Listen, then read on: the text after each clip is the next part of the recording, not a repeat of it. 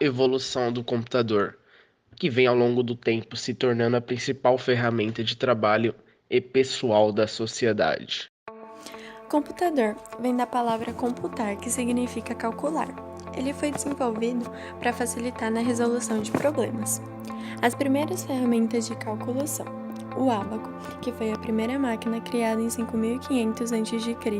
na Mesopotâmia. Ele era muito utilizado no comércio de mercadorias e na construção civil. Depois, na época do Renascimento, veio a régua de cálculo, criada por um padre inglês chamado William, que criou uma tabela para realizar multiplicações com números grandes, mas todos os números já eram pré-definidos. Na mesma época, o matemático francês Pascal desenvolveu uma máquina chamada Máquina de Pascal, que foi a primeira calculadora mecânica que era capaz de somar e subtrair números que não eram pré-definidos. Porém, em todas as máquinas e mecanismos mostrados, as operações já estavam previamente programadas, não sendo possível inserir novas funções. Isso mudou a partir de 1801, quando o costureiro Joseph Maury desenvolveu um sistema muito interessante nesta área. A indústria de Joseph atuava no ramo de desenho em tecidos, tarefa que ocupava muito tempo de trabalho manual. E vendo esse problema, ele construiu a primeira máquina realmente programável, com o objetivo de recortar os tecidos de forma automática. Tal mecanismo foi chamado de tear programável, pois aceitava cartões perfuráveis com entrada no sistema. Dessa maneira, Maury perfurava o cartão com o desenho desejado e a máquina o reproduzia no tecido. A partir desse momento, muitos esquemas foram influenciados pelo tear, incluindo o que vamos explicar logo abaixo. Em 1837, Babbage lançou uma nova máquina, chamada de engenho analítico, máquina analítica. Ele aproveitava todos os conceitos do tear programável com o uso de cartões. E novamente, ela não poderia ser implementada naquela época, pelo mesmo motivo de limitações técnicas e financeiras. Nesse novo, fazendo uso de registros primitivos, a precisão chegava a 50 casas decimais. Em 1847, surge um gênio, George Boole, com o seu sistema lógico que reduzia a representação de valores através de dois algarismos, 0 ou 1. Inclusive, a sua descoberta é usada até hoje em todos os sistemas programáveis possíveis. O pai da eletrônica, George Boole, descobriu algo do simples, mas que rege todas as leis da eletrônica. Na primeira metade do século XX, vários computadores mecânicos foram desenvolvidos. Destaca-se por von Neubusch, em 1931, que implementou um computador com uma arquitetura binária propriamente dita usando os bits 0 e 1. Entre os projetos desenvolvidos, destaca-se o Mark I, em 1944, criado na Universidade de Harvard, e o Colossus, em 1946, criado por Alan Turing. A primeira geração de computadores inicia-se logo após o final da Segunda Guerra Mundial e início da Guerra Fria. Ela é marcada como o principal característica o uso de válvulas eletrônicas, possuindo dimensões enormes. Eles utilizavam quilômetros de fio, chegando a atingir temperaturas muito elevadas, frequentemente causava problemas de funcionamento.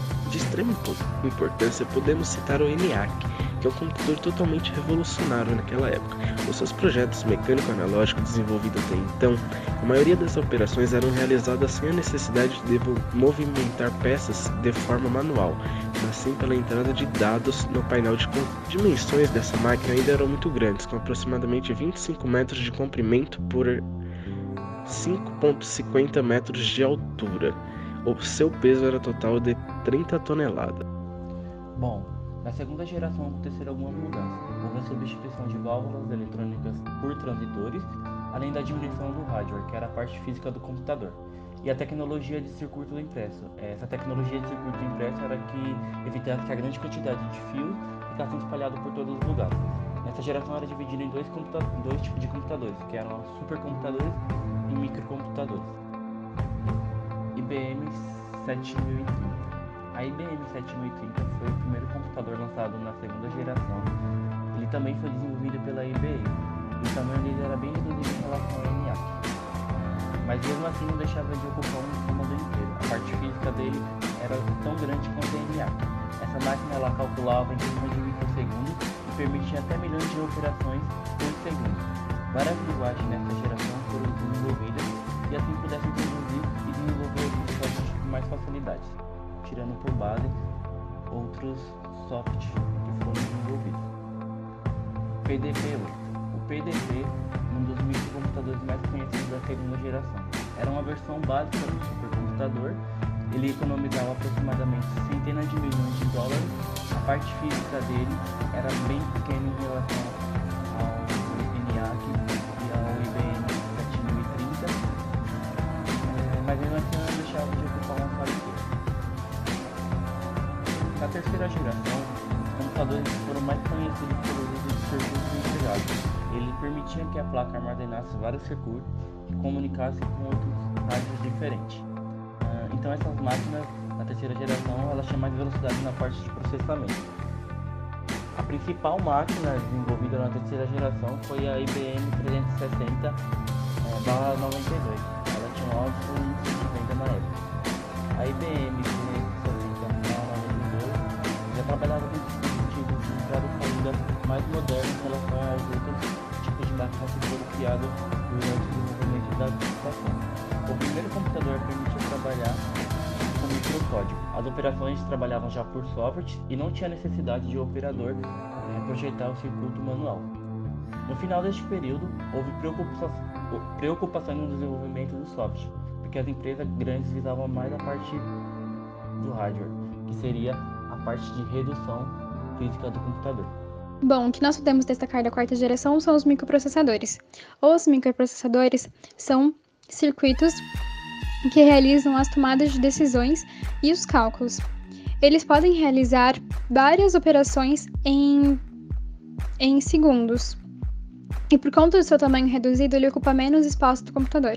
Um exemplo de computador da quarta geração é o Altair 8800. Ele tinha um tamanho reduzido, então por conta do seu tamanho, ele ocupava facilmente uma mesinha ou escrivaninha de um escritório. Além disso, ele era mais rápido, porque ele utilizava um processador da Intel. Outro exemplo da quarta geração foi a criação do Apple I por Steve Jobs. Steve viu que o Altair 8800 ele tinha uma deficiência, porque apenas pessoas treinadas com algum conhecimento de computador poderiam utilizá-lo, mas ele queria que qualquer pessoa comum pudesse utilizar um computador pessoal. Então ele criou o Apple I. Esse computador já possuía um monitor com uma interface gráfica, então tudo que a CPU fazia a gente conseguiria ver através desse monitor. No Apple I foram criados o Apple II, o Lisa e o Macintosh. O Lisa e o Macintosh já possuíam um mouse, um monitor com interface gráfica que possuía pastas e área de trabalho. Então, a Apple, em geral, ela possui uma grande influência na evolução do computador. Por conta dela que hoje nós temos computadores pessoais que facilitam bastante a nossa vida.